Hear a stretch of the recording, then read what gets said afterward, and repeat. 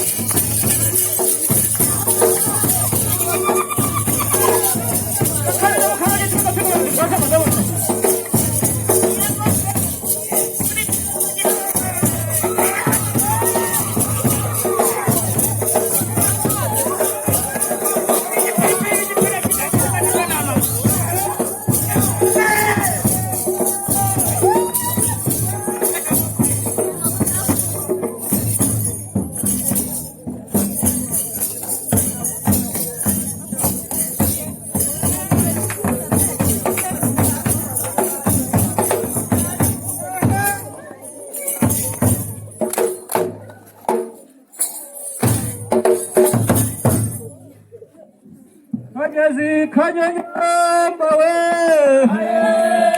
kumari bayanemba abakobwa biwacu we ukarame nanone we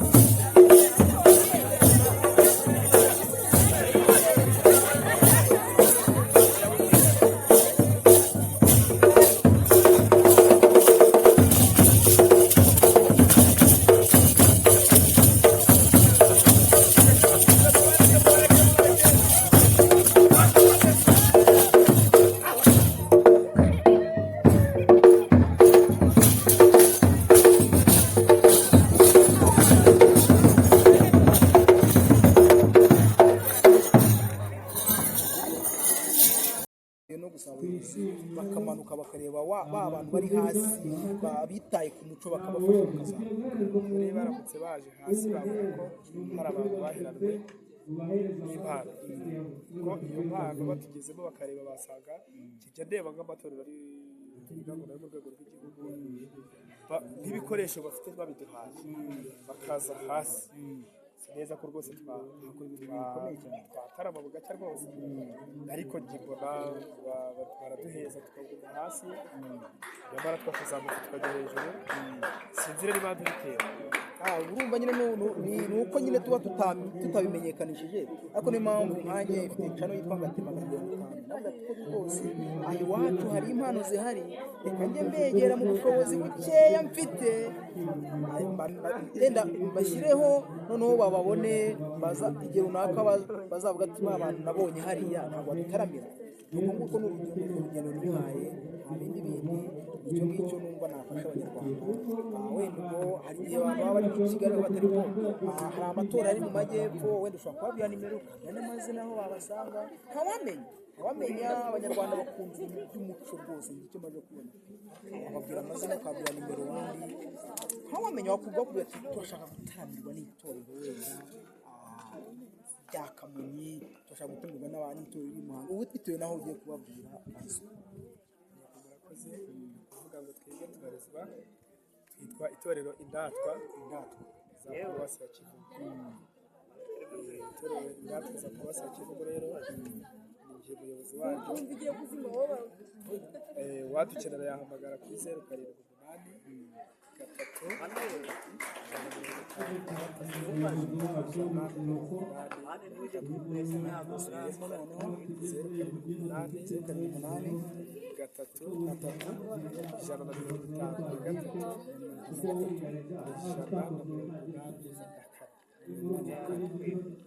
Nimero bashimire kandi iyi gahunda icyo twabwira urubyiruko ni uko bagomba kwitinyuka bakaza bagakurikira umuco nyarwanda, kuko twiyemeje gusigasira umuco nyarwanda, kuko numara gucika ibyo bisenyutse. Abashimira ingendo nk'iyi bahisemo yo gufasha abakiri batoya, abantu bari bazi ko umuco ari ibyo bakuru. Nimero bashimire kandi mwakoze iyi gahunda.